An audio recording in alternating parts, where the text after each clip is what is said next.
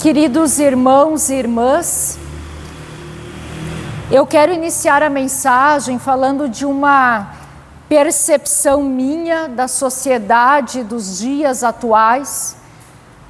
Eu percebo que nós vivemos numa espécie de ditadura da felicidade.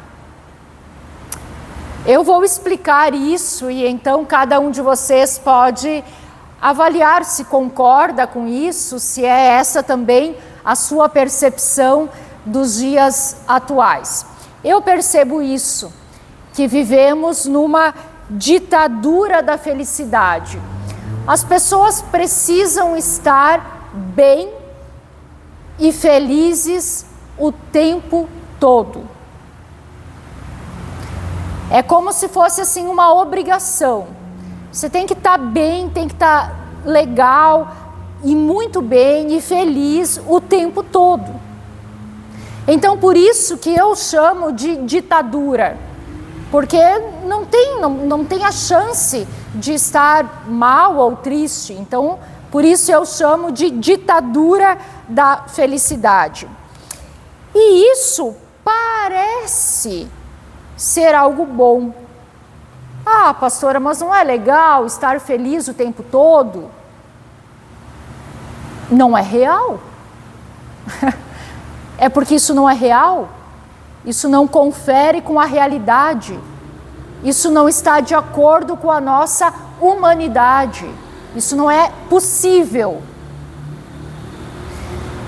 E as consequências de viver ou de querer viver o tempo todo feliz, as consequências disso são trágicas. Por exemplo, eu vou mencionar algumas. Nós vivemos hoje uma geração de jovens que não sabem enfrentar frustrações, decepções, sofrimentos, dor e tristeza. Não sabem. Por quê? Porque os pais os criaram protegendo de tudo, de todos, de absolutamente qualquer sofrimento, tristeza, desconforto, frustração. Não pode. Não pode se frustrar, não pode ficar triste, não pode sofrer, não pode. Os pais super protegeram. Então, essas crianças cresceram, se tornaram jovens formados, academicamente bem formados, talvez financeiramente bem sucedidos, mas despreparados para a vida nos demais sentidos que a vida traz. Jovens que não sabem ficar frustrados. Jovens que acham que o mundo precisa mimá-los como seus pais fizeram. Jovens que não podem ficar tristes. Meus amados, as consequências da ditadura da felicidade, elas são muitas, essa é uma. Mas existem outras. Não é normal, não é natural, não é humano estar feliz o tempo todo. Então precisa-se produzir essa felicidade artificialmente. Então o que a sociedade diz pra gente? Não está feliz? Sai fazer compras. Ou, você não está feliz é porque não tem isso. Se tivesse isso, você seria feliz. Daí a gente vai lá e compra. Ah, não está feliz? Imagina, não precisa viver triste. Use drogas, lícitas ou ilícitas. Mas use alguma coisa, tem tantos recursos. Quer dizer, a sociedade, ela oferece. É claro que isso não é uma ajuda, o diabo não ajuda ninguém, né? Então oferece uma ajuda que não é real, ela é artificial e ela nos mantém presos a essa ditadura da felicidade. E a gente vai vivendo assim, dopado, né? Dopado ou pelo consumismo, ou por drogas lícitas ou ilícitas, ou por excesso de cuidado, uma superproteção, né? A gente vai vivendo assim. Mas aí, queridos, a gente precisa se perguntar, mas será que é essa a vida que Deus preparou para a gente? Não, não é. Na vida que Deus preparou para a gente, existem outras coisas. Vejam só, desde que o ser humano pecou, em Gênesis capítulo 3, desde a queda de Adão e Eva, nós vivemos a realidade do pecado neste mundo. E então, dentro dessa realidade de pecado, dentro desse mundo caído, faz parte da nossa vida, né, essas oposições, né, a alegria e a tristeza, a saúde e a doença, né? Quer dizer, essas coisas fazem parte do mundo caído. Antes disso, era tudo perfeito. Então, dentro dessa nossa realidade que nós vivemos neste mundo, a tristeza, ela faz parte. Ela faz parte. E ela está debaixo também da mão de Deus. Eu vou ler para vocês um versículo de Eclesiastes. Se você quiser, pode abrir também, Eclesiastes, capítulo 7, versículo 14. Vejam que interessante. Eclesiastes, capítulo 7, versículo 14.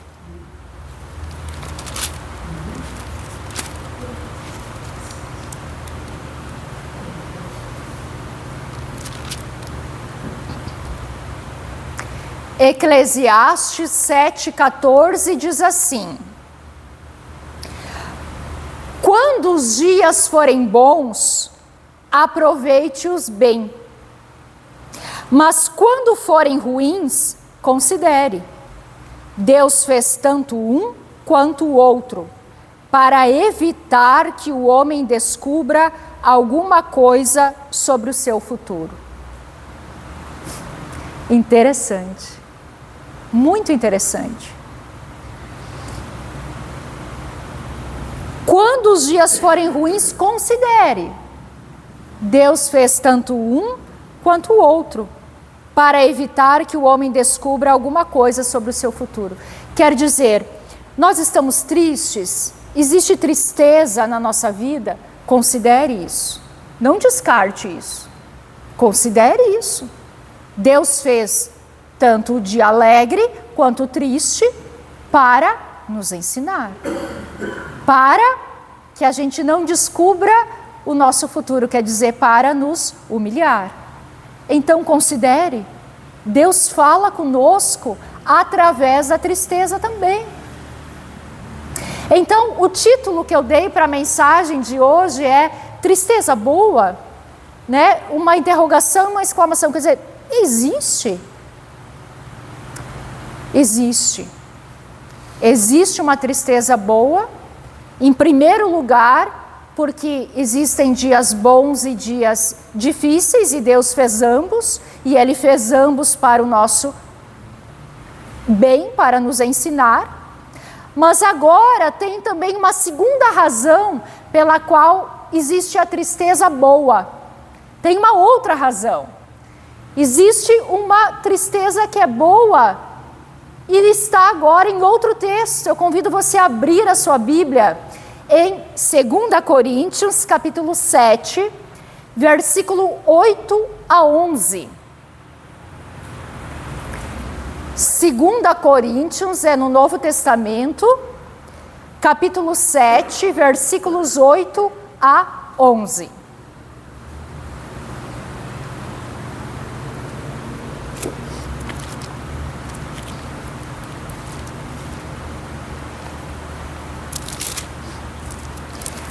Antes de ler esse texto,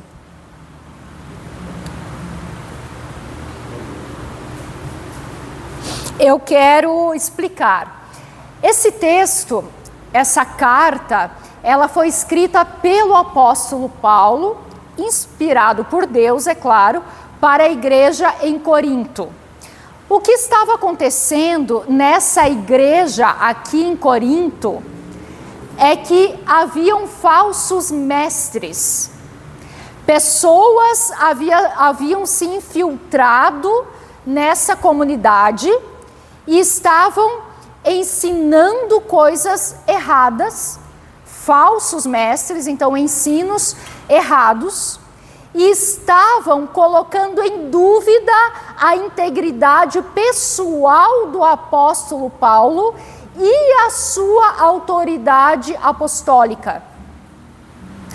Em outras palavras, estavam difamando Paulo, tá? Estavam fazendo com que a comunidade desacreditasse a pregação de Paulo, que era um homem de Deus. Então, essa comunidade, ela estava sofrendo por isso. Falsos mestres trazendo falsos ensinos e atacando a integridade pessoal e a autoridade apostólica de Paulo. Então, por causa disso, Paulo escreve, e ele escreve então o seguinte, vejam, acompanhem, 2 Coríntios, capítulo 7, versículos 8 a 11, diz assim: mesmo que a minha carta lhes tenha causado tristeza, não me arrependo. É verdade que a princípio me arrependi, pois percebi que a minha carta os entristeceu, ainda que por pouco tempo. Agora, porém, me alegro, não porque a tristeza os levou ao arrependimento, pois vocês se entristeceram como Deus desejava, e de forma alguma foram prejudicados por nossa causa. A tristeza, segundo Deus, não produz remorso, mas sim um arrependimento que leva à salvação. E a tristeza, segundo o mundo, produz morte. Vejam o que essa tristeza, segundo Deus, produziu em vocês. Que dedicação, que desculpas, que indignação, que temor, que saudade, que preocupação, que desejo de ver a justiça feita. Em tudo vocês se mostraram inocentes a este respeito. Tá?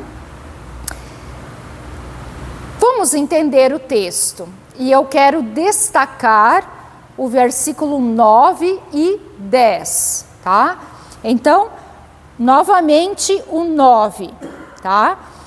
Paulo diz: eu me alegro não porque vocês foram entristecidos, mas porque a tristeza os levou ao arrependimento.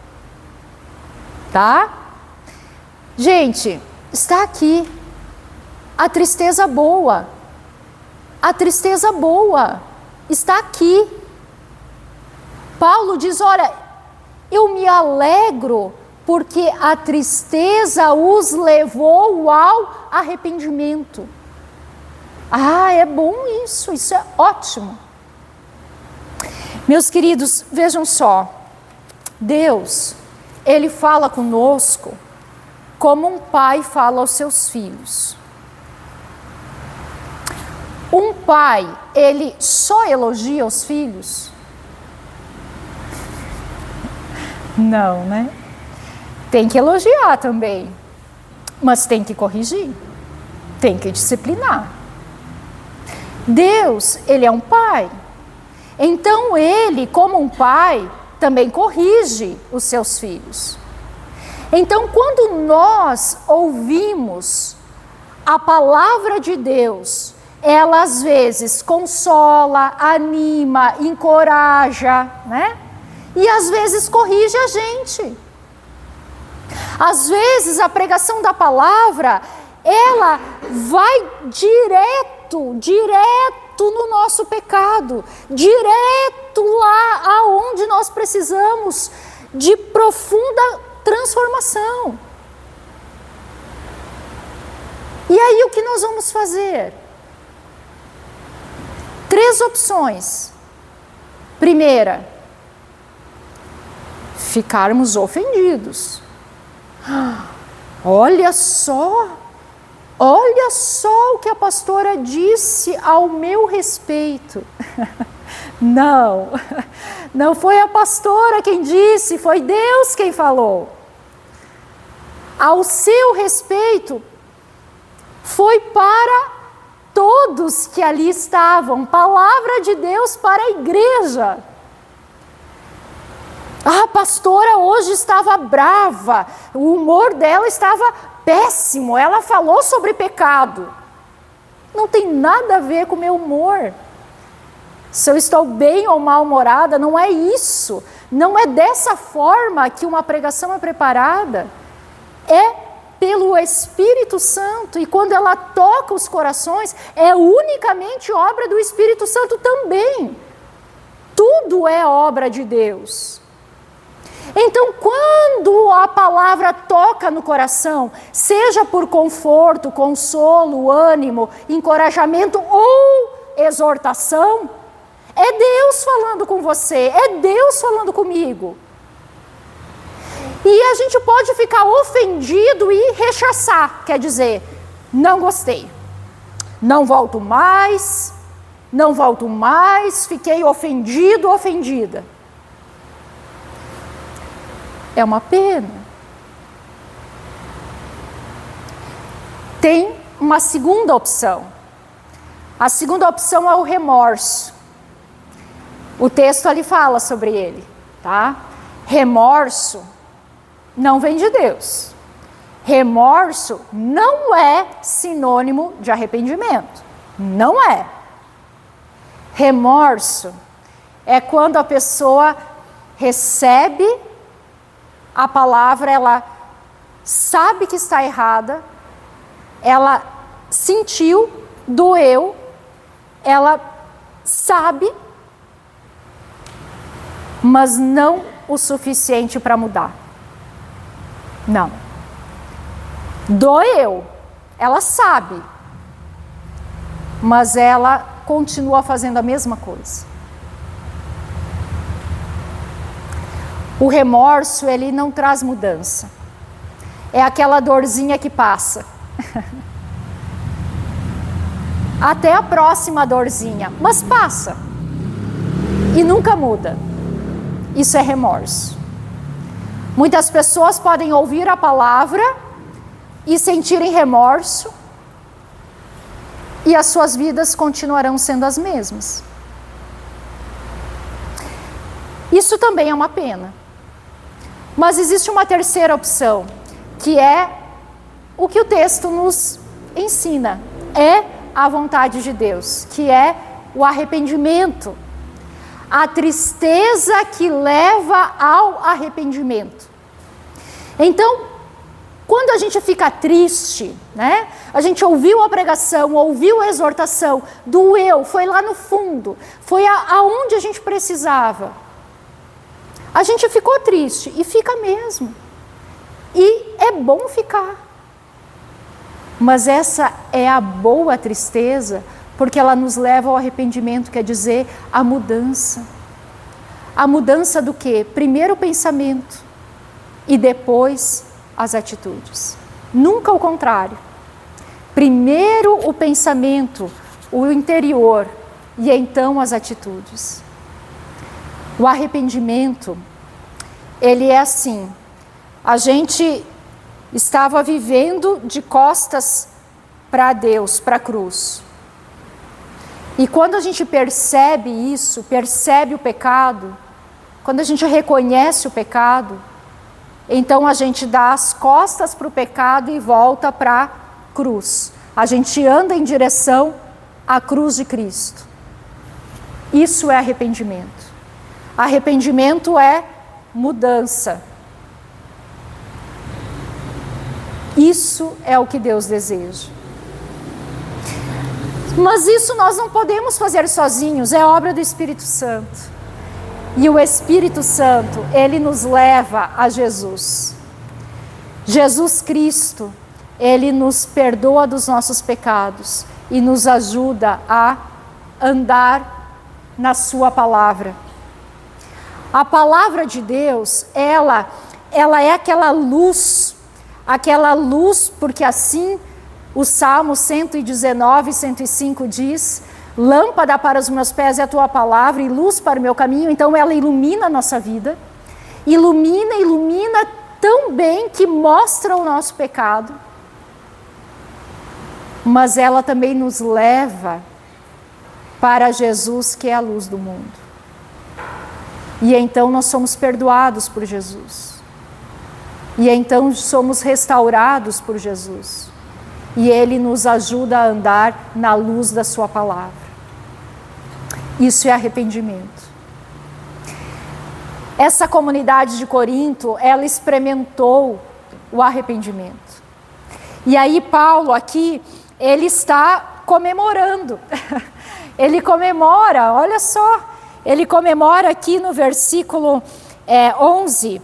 Vejam o que essa tristeza, segundo Deus, produziu em vocês. Que dedicação, que desculpas, que indignação, que temor, que saudade, que preocupação, que desejo de ver a justiça feita. Em tudo vocês se mostraram inocentes a esse respeito. Quer dizer, Paulo aqui está elogiando, olha que bom, vocês receberam a minha carta, essa carta doída, essa palavra dura que Paulo escreveu. Eles receberam, mas receberam e foram transformados por ela.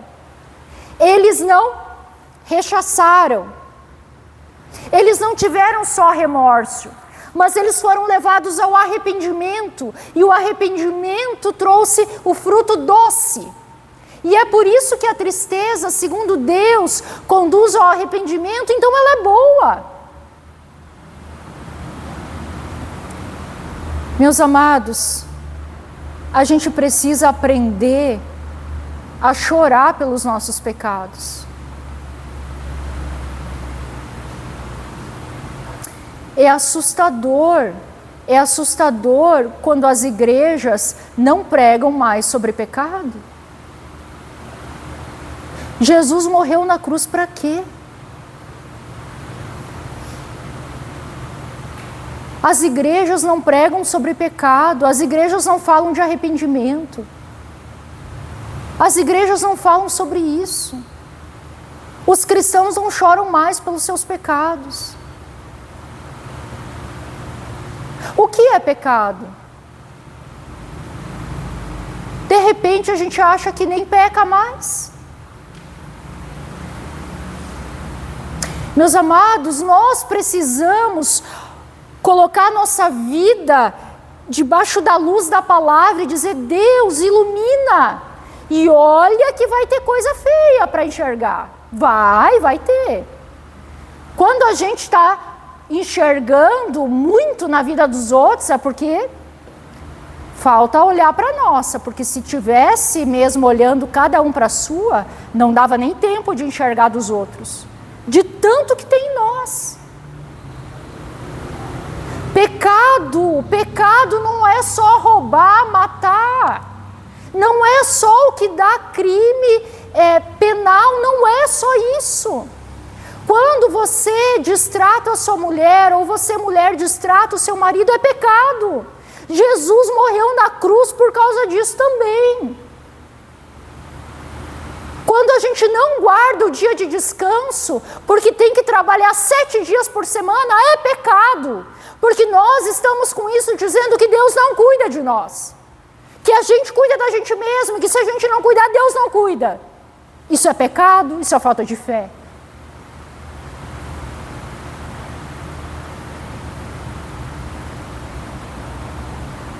A gente mente como troca de roupa.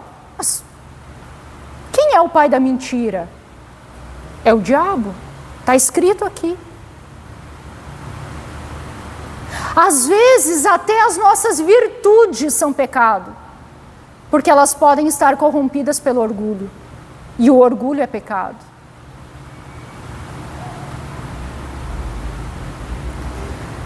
Nós precisamos cada dia mais pedir para Deus revelar os pecados da nossa vida. O crescimento espiritual de um cristão não é não pecar.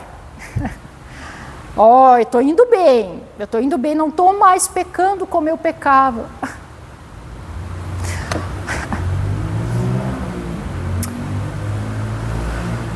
Nós crescemos à medida que nós reconhecemos os nossos pecados.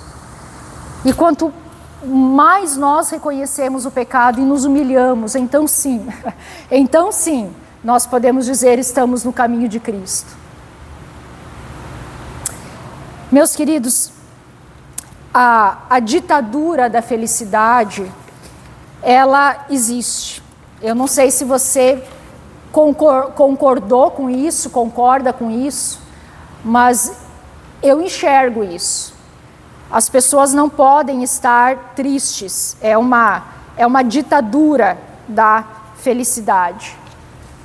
Mas nós cristãos não precisamos viver assim. Nós não precisamos viver assim. Nós sabemos que, mesmo vivendo com Deus, nós temos dias alegres e difíceis e tristes. E a gente recebe os dois da mão de Deus. E sabemos que Deus nos ensina nos dias tristes também. Nós ficamos tristes quando ouvimos a pregação ou lemos a palavra e os nossos pecados são revelados. Mas também essa é uma tristeza boa. Porque ela nos leva ao arrependimento, que nos leva a Cristo, que nos leva a uma nova vida. E assim nós vamos vivendo. Assim nós vamos vivendo com Cristo, de glória em glória, de graça em graça. Como nós saberíamos o que é alegria se não houvesse a tristeza? Como nós saberíamos o que é a saúde se não houvesse a doença? Como falar sobre a salvação e a graça e a misericórdia se não falar sobre o pecado? Nós precisamos reconhecer o pecado para poder experimentar a graça, a misericórdia, o perdão de Jesus. E enquanto nós vivermos nesse mundo, a nossa vida vai ser assim. Vai ser assim. Nós vamos viver assim. Da graça e da misericórdia de Deus, pecando e precisando de novo da sua graça e da sua misericórdia, lutando contra o pecado, buscando a Cristo, lutando contra o pecado e buscando a Cristo. E assim nós vamos vivendo. Até que um dia, lá na eternidade, sim, então não vai ter alegria e tristeza, vai ser só alegria, aonde Deus será tudo em todos, aonde nós vamos experimentar a plenitude da alegria, da presença gloriosa de Deus. Esse dia nós aguardamos ansiosamente, mas enquanto nós não chegarmos lá, durante essa vida, nós não vamos viver debaixo da ditadura da felicidade. Nós vamos viver debaixo da graça e da misericórdia de Jesus. Passando por tristeza, sim, mas tristeza boa. A tristeza que traz bons resultados. Como trouxe para a igreja em Corinto, a tristeza segundo a vontade de Deus, ela traz bênçãos também aos cristãos hoje. Que Deus nos abençoe e que nós possamos experimentar da graça e da misericórdia de Jesus todos os dias da nossa vida. Amém?